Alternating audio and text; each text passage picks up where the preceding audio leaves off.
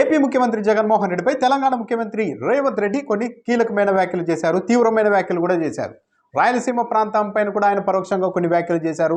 వైఎస్ఆర్ను కూడా తప్పుపట్టారు. ఇప్పుడు YS Sharmila, AP Congress అధ్యక్షురాలుగా ఉన్న వైఎస్ షర్మిల కూడా తమ పార్టీకి చెందిన పక్క రాష్ట్ర ముఖ్యమంత్రి చేస్తున్న ఈ వ్యాఖ్యలపై ఏపీ పిసిసి అధ్యక్షురాలుగా ఉన్న షర్మిల కూడా సమాధానం చూపుతారో లేదో చూడాలి. ప్రస్తుతం అయితే ఆమెకి వైరల్ ఫీవర్ వస్తుంది కాబట్టి వైరల్ ఫీవర్ తగ్గిన తర్వాతైనా 2-3 రోజుల తర్వాతైనా రేవంత్ రెడ్డి వ్యాఖ్యలకు ఏపీ ప్రభుత్వం తరఫున, ఏపీ రాష్ట్ర ప్రజల తరఫున ఆమె స్పందిస్తారా లేదా అన్నదైతే చూడాలి.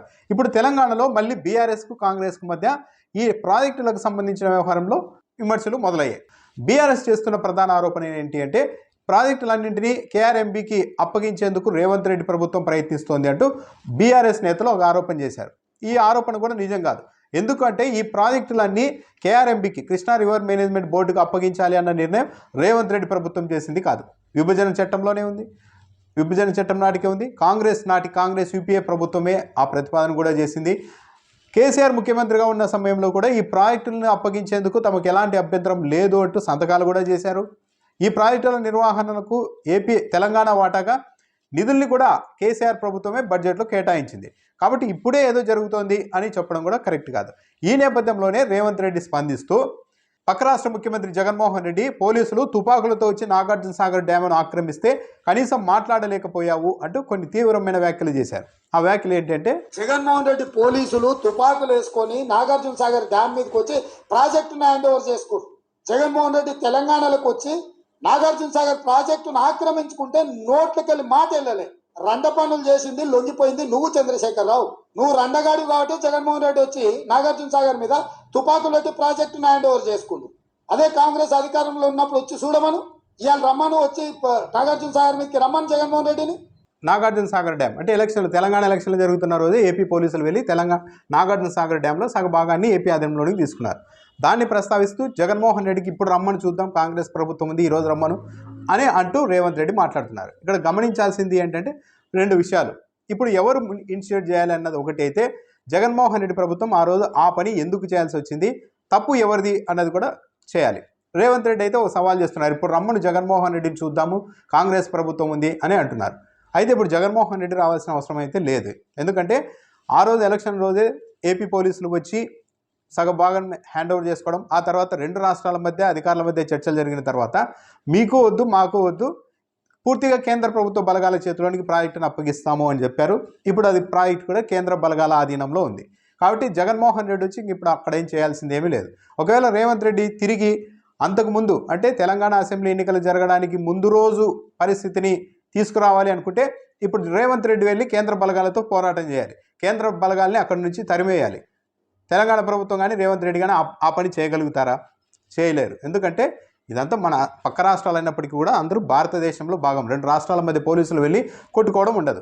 మరి ఆ రోజు జగన్మోహన్ రెడ్డి ఎందుకు చేశారు అది అంటే ఒక వ్యూహాత్మకంగా సానుకూలంగా చేయాలన్న ఉద్దేశంతోనే చేశారు. మామూలు టైంలో అయితే ఏపీ పోలీసులు పోతే అతను తెలంగాణ పోలీసులు రావడం, ఘర్షణ తప్ప సమస్య అయితే పరిష్కారం అయ్యే అవకాశం లేదు. మామూలుగా శ్రీశైలం ప్రాజెక్టు నిర్వహణను ఏపీ ప్రభుత్వానికి అప్పగించారు. శ్రీశైలం ప్రాజెక్టు అంటే నాగార్జున సాగర్ కంటే పైన ఉన్న ప్రాజెక్టుని, నాగార్జున సాగర్ ప్రాజెక్టు నిర్వహణను తెలంగాణ ప్రభుత్వానికి అప్పగించారు. కానీ ఏం చేసింది తెలంగాణ ప్రభుత్వం? శ్రీశైలం డ్యామ్ నిర్వహణ ఏపీ ప్రభుత్వ పరిధిలో ఉన్నప్పటికీ కూడా ఎడమగట్టు విద్యుత్ కేంద్రం ఆధారంగా చేసుకొని తెలంగాణ ప్రభుత్వం రోజు విద్యుత్ ఉత్పత్తి పేరుతో నీటిని కిందికి వదిలేస్తూ వెళ్ళిపోయింది. శ్రీశైలంలో నీటి మట్టాన్ని విపరీతంగా వేగంగా పడగొట్టడంలో కీలక పాత్ర పోషిస్తూ వచ్చింది. దాంతో ఒక స్థాయి కంటే నీటి మట్టం తగ్గిన తర్వాత ఇక రాయలసీమ ప్రాంతానికి నీళ్ళు అందే అవకాశం లేకుండా కూడా పోయేది. ఉద్దేశపూర్వకంగానే కేసీఆర్ ప్రభుత్వం ఇలా చేస్తూ వచ్చింది అన్న ఆరోపణలు కూడా ఉన్నాయి. ప్రాజెక్టు నిర్వహణ ఏమో ఏపీ ప్రభుత్వ పరిధిలో ఉన్నప్పటికీ కూడా దాన్ని లెక్క చేయకుండా విద్యుత్ కేంద్రం ద్వారా నీటిని తెలంగాణ ప్రభుత్వం కిందికి వదులుతూ ఏపీ వాటా శ్రీశైలం ప్రాజెక్టు నుంచి వాడుకునే అవకాశం కూడా లేకుండా చేసింది. తిరిగి నాగార్జున సాగర్ దగ్గరకు వచ్చేసరికి మాత్రం రూల్స్ మాట్లాడడం, నాగార్జున సాగర్ ప్రాజెక్టు నిర్వహణ తెలంగాణ పరిధిలోనే ఉంది కాబట్టి ఏపీ మాట్లాడకూడదు, ఏమీ చేయకూడదు అంటూ కుడిగట్టు కాలువకి నాగార్జున సాగర్ నుంచి నీళ్లు ఇచ్చే విషయంలో కూడా ఏపీకి అన్యాయం చేస్తూ వచ్చింది తెలంగాణ ప్రభుత్వం. ఈ నేపథ్యంలోనే అటు అక్కడ అన్యాయమే ఇక్కడ అన్యాయమే అన్న నేపథ్యంలో ఎలాగో శ్రీశైలం డ్యాంలో మీ విద్యుత్ కేంద్రం ద్వారా సగం నీటిని మీరే ఇచ్చేసేస్తున్నారు కాబట్టి ఇక నాగార్జున సాగర్ వద్ద కూడా ఈ నిబంధనల్ని, ఈ ఒప్పందాలని పాటించాల్సిన అవసరం ఏంటి అన్న ఉద్దేశంలోనే జగన్మోహన్ రెడ్డి ప్రభుత్వం ఆ రోజు పోలీసులు వెళ్ళి సగం డ్యామును స్వాధీనం చేసుకొని వాళ్ళే నీళ్లు విడుదల చేసుకున్నారు కుడిగట్టు కాలువకి. రేవంత్ రెడ్డి రోజు ఇంకో తీవ్రమైన వ్యాఖ్య కూడా చేశారు. 11,000 క్యూసెక్కులు ఉన్న పోతిరెడ్డిపాడుకి 44,000 క్యూసెక్కులకి పెంచారు వైఎస్ఆర్. అప్పుడు కూడా తెలంగాణకు అన్యాయం జరిగింది. ఇప్పుడు జగన్మోహన్ రెడ్డి ఏకంగా 80,000 క్యూసెక్కులకు పెంచుతూ ఉన్నారు. రాయలసీమ లిఫ్ట్ పేరుతో బురదతో సహా నీటి మట్టం నుంచి తీసుకెళ్లేలాగా ప్లాన్ చేస్తూ ఉన్నారు. రాయలసీమకు నీటి దొంగల్లాగా నీటిని ఎత్తుకెళ్తున్నారు. దాడి దోపిడీదారుల కంటే దారుణంగా ఉన్నారంటూ కూడా వ్యాఖ్యలు చేశారు. ఇప్పుడు అక్కడ ఉన్నది కాంగ్రెస్ ప్రభుత్వమే. ఇప్పుడు ఏపీలో కూడా ఈ మధ్య మళ్ళీ మేము వస్తాం, అధికారంలోనికి వస్తామంటూ వైఎస్ షర్మిల నేతృత్వంలో కాంగ్రెస్ వాళ్ళు తిరుగుతూ ఉన్నారు. పైగా కేంద్ర ప్రభుత్వాన్ని ఎందుకు నిలదీయడం లేదు, ఏపీకి అన్యాయం జరుగుతుంటే అంటూ జగన్మోహన్ రెడ్డిని కూడా ప్రశ్నిస్తూ ఉన్నారు, షర్మిలతో సహా. ఇప్పుడు షర్మిల సమాధానం చెప్పాల్సింది ఏంటంటే, ఎవరు అవునన్నా కాదన్నా నేను రాజశేఖర్ రెడ్డి కూతురునే, వైఎస్ షర్మిలారెడ్డినే అని కూడా ఆమె అన్నారు. దాని మీద అభ్యంతరం తెలపాల్సిన అవసరం లేదు. రాజశేఖర రెడ్డి కుమార్తె అయినప్పుడు రాజశేఖర రెడ్డి రాయలసీమ కోసం నీటిని తీసుకెళ్లడాన్ని, జగన్మోహన్ రెడ్డి నీటిని తీసుకెళ్లడాన్ని, దారి దొంగలు నీటి దొంగలతో మీ పార్టీకి చెందిన కాంగ్రెస్ పార్టీకి చెందిన ఒక ముఖ్యమంత్రి ఇలా అభివర్ణిస్తూ ఉంటే, రాజశేఖర రెడ్డి కుమార్తెగా ఏపీ ప్రజల తరఫున పోరాటం చేయాల్సిన వ్యక్తిగా షర్మిల ఏం సమాధానం చెప్తారు? రేవంత్ రెడ్డి వ్యాఖ్యల్ని ఖండిస్తారా లేదా అన్నది కూడా చూడాల్సిన అవసరం అయితే ఉంది. అయితే రేవంత్ రెడ్డి జగన్మోహన్ రెడ్డి పైన విమర్శలు చేసినప్పటికీ కూడా ఏపీ వరకు చూస్తే రేవంత్ రెడ్డి వ్యాఖ్యలను బట్టే జగన్మోహన్ రెడ్డి కావచ్చు, వైఎస్ఆర్ కావచ్చు, వీళ్ళే రాయలసీమ ప్రాంతం కోసం కావచ్చు, ఏపీ హక్కుల కోసం కావచ్చు, నీటి విషయంలో గట్టిగా పోరాడారా అన్న అభిప్రాయం అయితే కలుగుతుంది. రేవంత్ రెడ్డి చెప్తున్నారు, జగన్మోహన్ రెడ్డి ఏకంగా తుపాకులతో తెచ్చి డ్యామును ఆక్రమించేశారు, అప్పుడు కేసీఆర్ ఏం చేశారని. సరే, ఏపీ తెలంగాణ వరకు కేసీఆర్ వరకు అది ఇబ్బందికరమైన పరిస్థితి అయినప్పటికీ కూడా ఏపీ ప్రజలు ఏపీ కోణంలో చూస్తే జగన్మోహన్ రెడ్డి చాలా సాహసోపేతంగానే ముందుకు వెళ్తున్నారు అన్నది రేవంత్ రెడ్డి వ్యాఖ్యలను బట్టి అర్థమవుతుంది. రాయలసీమ లిఫ్ట్ను కూడా పూర్తి చేయబోతున్నారు. రోజుకు 8 టీఎంసీల మేర నీటిని తరలించేందుకు కూడా జగన్మోహన్ రెడ్డి చేస్తున్నారు. అదే జరిగితే బురద కూడా ఉండదు అని కూడా రేవంత్ రెడ్డి చెప్తున్నారు. తెలంగాణ వైపు నుంచి అది అభ్యంతరం ఉండొచ్చు, కానీ ఏపీ వైపు నుంచి చూస్తే జగన్మోహన్ రెడ్డి రాయలసీమ నీటి కోసం చాలా గట్టిగానే ఫైట్ చేస్తున్నారా అన్న అభిప్రాయం అయితే రేవంత్ రెడ్డి వ్యాఖ్యలను బట్టి అయితే అనిపిస్తుంది. కానీ ఏపీలో ఉన్న రాజకీయ పక్షాలు మాత్రం ఈ తరహాలో ఏపీ హక్కుల కోసం మిగిలిన రాజకీయ పక్షాలు పోరాడుతున్న పరిస్థితి కూడా కనిపించలేదు.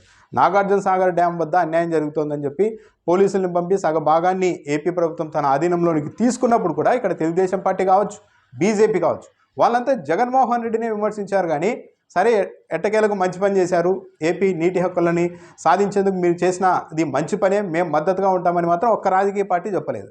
అంటే ఏపీ ప్రయోజనాల కంటే, ఏపీ ప్రజల ప్రయోజనాల కంటే, నీటి ప్రయోజనాల కంటే జగన్మోహన్ రెడ్డికి మంచి పేరు రాకూడదు, ఆయన్ని విమర్శించడమే మన పనిగా ఉండాలి అన్నట్టుగా ఏపీలో ప్రతిపక్షాలు అయితే ఉన్నాయి. కాకపోతే తెలంగాణలోని రాజకీయ పక్షాలు మాత్రం జగన్మోహన్ రెడ్డిని ఆ ప్రాంతానికి ఒక విలన్గా చూపించే ప్రయత్నం అయితే చేస్తూనే ఉన్నారు. అసలు తెలంగాణ ప్రభుత్వం ఎప్పుడు అభ్యంతరం చెప్పాలి? ఏపీకి తెలంగాణకు నీటి వాటాను కృష్ణా రివర్లో కేటాయించారు. ఆ నీటిని మించి ఏమైనా ఏపీ ప్రభుత్వం వాడుతూ ఉంటే అప్పుడు అభ్యంతరం చెప్పాలి. కానీ మా వాటాన్ని మేము వాడుకుంటాం, కానీ ఆ అవకాశం ఇవ్వడం లేదు తెలంగాణ ప్రభుత్వం. నీటి మట్టాన్ని పడేస్తోంది, శ్రీశైలంలో కావచ్చు, నాగార్జున సాగర్లో ఏకపక్షంగా వ్యవహరిస్తోంది, అందుకే తమ హక్కుల కోసం పోరాటం చేయాల్సి వస్తుందని ఏపీ చెప్తూ ఉంటే, మీ వాటా వరకు మీరు తీసుకోండి అని చెప్పాల్సింది పోయి అసలు కేఆర్ఎంబీకి మేము ఇప్పుడు ప్రాజెక్టులు అప్పగించే ప్రసక్తే లేదు అని కూడా రేవంత్ రెడ్డి, ఉత్తమ్ కుమార్ రెడ్డి మాట్లాడుతున్నారు.